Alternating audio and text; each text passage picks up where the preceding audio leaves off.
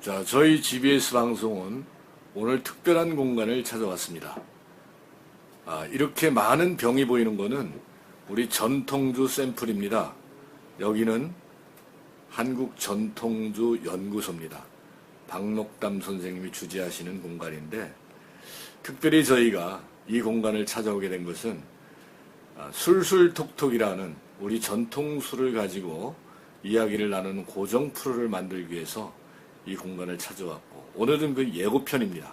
근데 제가 여기를 찾아왔을 때 우리 박록담 선생님이 이제 화면에 등장하셨는데 사실은 여기 전통주 연구소가 여기가 아니라 은평구에 있었어요. 근데 최근에 이전을 하신 걸로 알고 있습니다. 와보니까 공간이 아주 너무나 멋지게 잘 꾸며진 것 같아서 내심 흐뭇했습니다. 이사 오신 지가 얼마나 되신 거죠?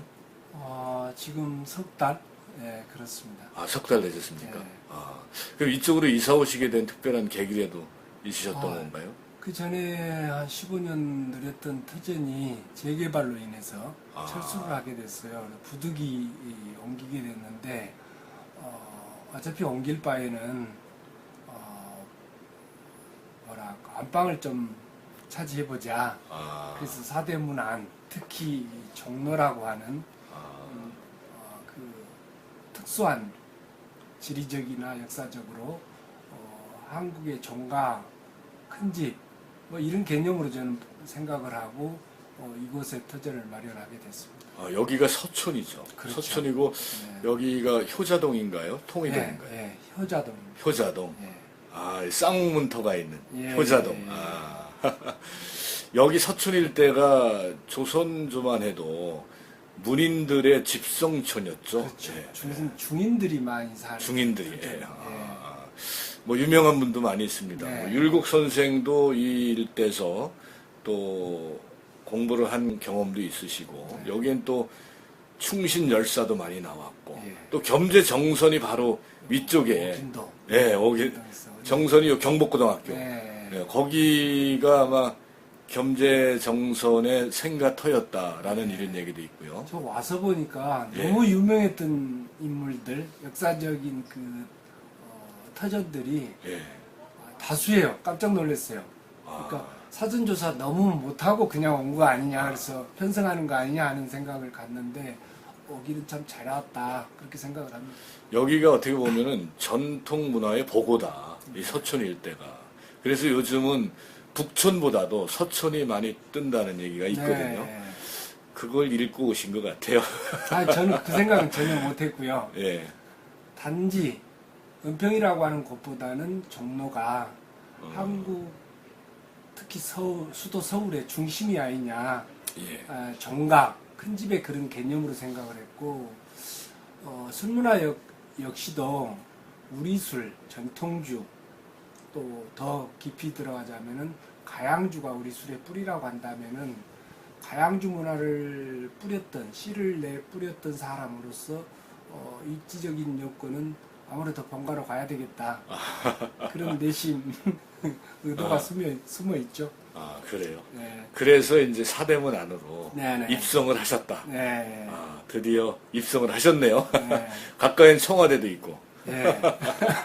사실 우리 현대 문화가 뭐 이건 전 세계 인류가 공통적인 거지만 네. 문화에는 술이 빠지지 않지 않습니까? 반드시 네. 문화에는 술이 들어가는데 어떻게 보면은 문화의 핵심 코어가 술이 아닐까, 저는 그런 생각을 해요. 그 술이 현대에 와서 너무나 사실은 천박해진 것 같아요.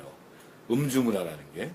그런 면에서 우리 녹담 선생님께서는 오랫동안 우리 전통 문화를 복원하는, 전통술을 복원하는 사업도 해오셨지만, 또 향음주례, 옛날의 술을 어떻게 마셨고 그것이 오늘날에 무슨 의미가 있고, 이 천박한 음주 문화를 어떻게 하면 좀 더 우리가 격이 있는 그러한 문화를 만들어 볼까 해서 시주풍류인가요? 네. 그러한 컨텐츠도 한번 실현을 해보셨고, 네. 그 주기적으로 그건 하고 계시죠? 예. 지금 매 분기별로 한 차례씩 하고 있고요.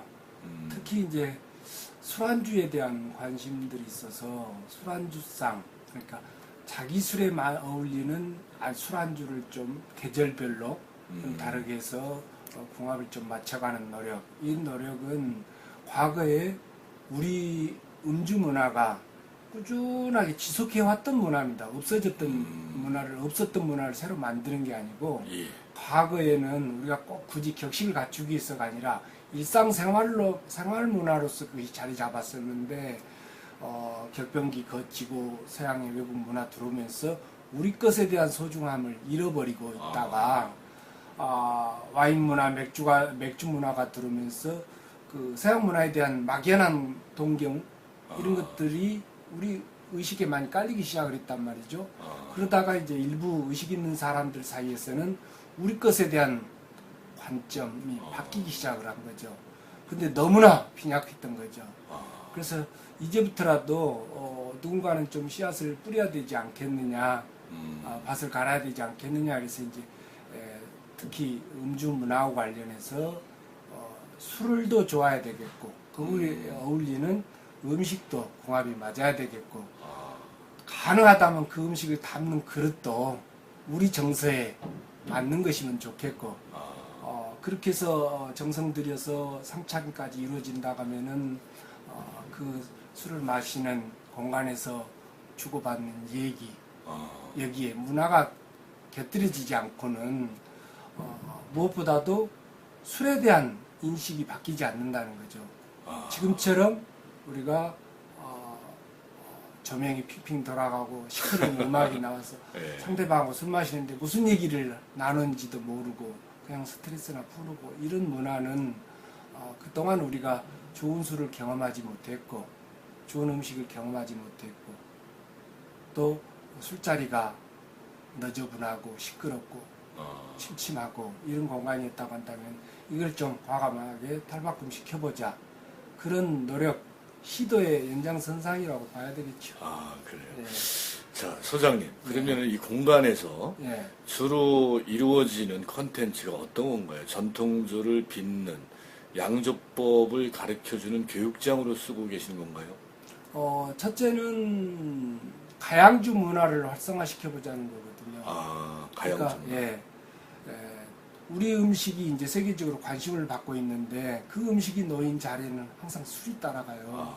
그런데 지금 우리가 마시는 술은 우리 고유의 전통주도 아니고, 그렇다고 해서 철저하게 뭐 와인이나 맥주처럼 외국 술도 아니고 어정쩡한, 그러면서 그 귀하게 정성 들여서 만드는 음식에 곁들여지는 술은 싸구려란 말이죠. 이런 생각들이 좀 바뀌어야 되겠다.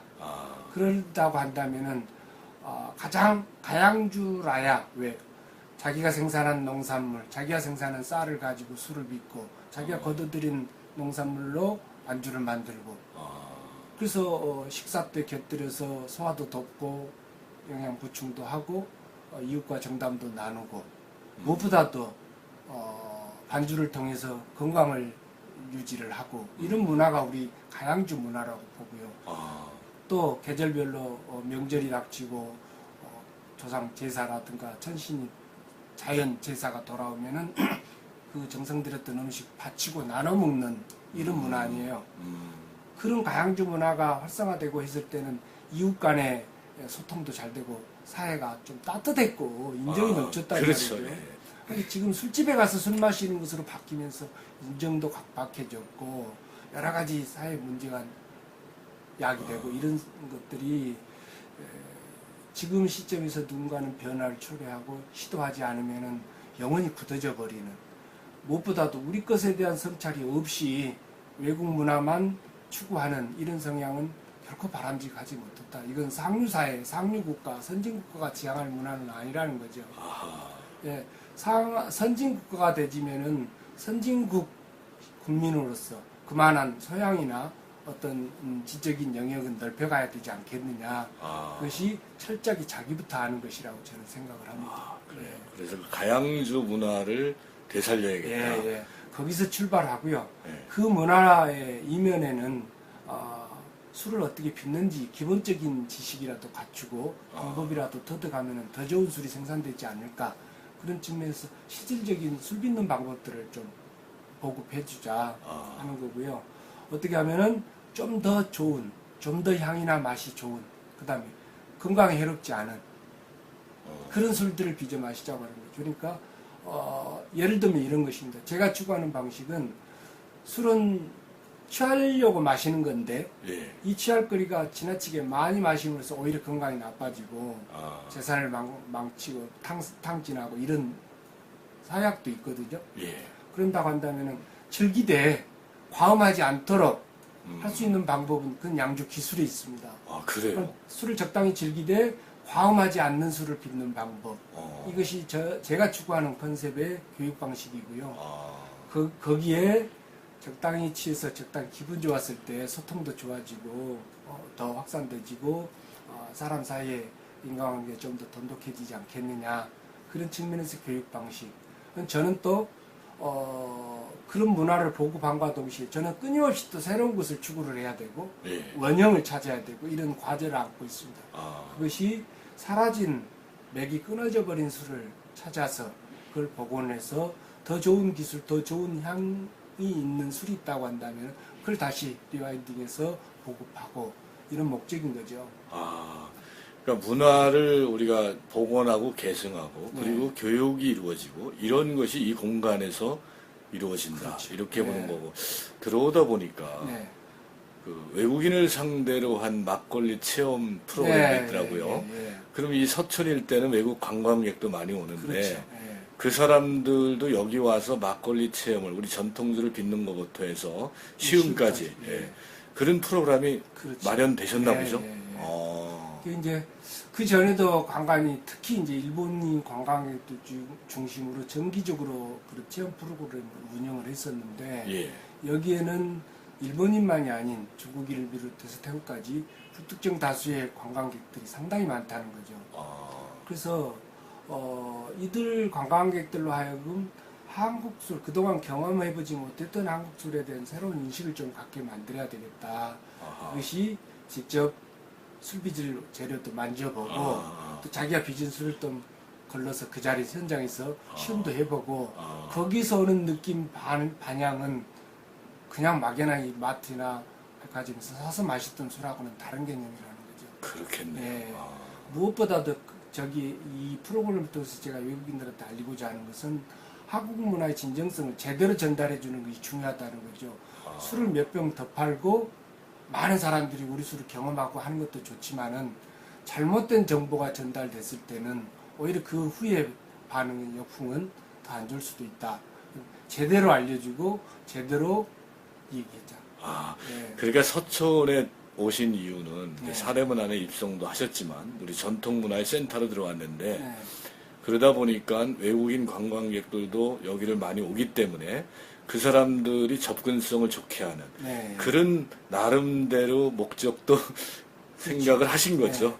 지금 이제 우리 문화에 대한 체험은 다양한 분야에서 다양한 방식으로 전개되고 있잖아요. 그런데 고객 유치라든가 관광객 유치라든가 단순히 어떤 성과를 위해서 하는 프로그램이기보다는 정말 내실인 단 한 가지 것이라도 제대로 알고 제대로 즐길 수 있는 그런 시도, 그런 노력들은 누군가는 해야 된다는 생각을 하고요. 그것이 우리 한국의 전통 문화의 본질이라고 생각을 합니다. 그런 면에서 이쪽으로 자리를 잡으신 건 너무나 잘된 일이다. 그런 생각이 듭니다. 자, 그러면은 잠시 후에 저희가 술술톡톡 2탄 본격적인 담론을 또 한번 시작해 보겠습니다.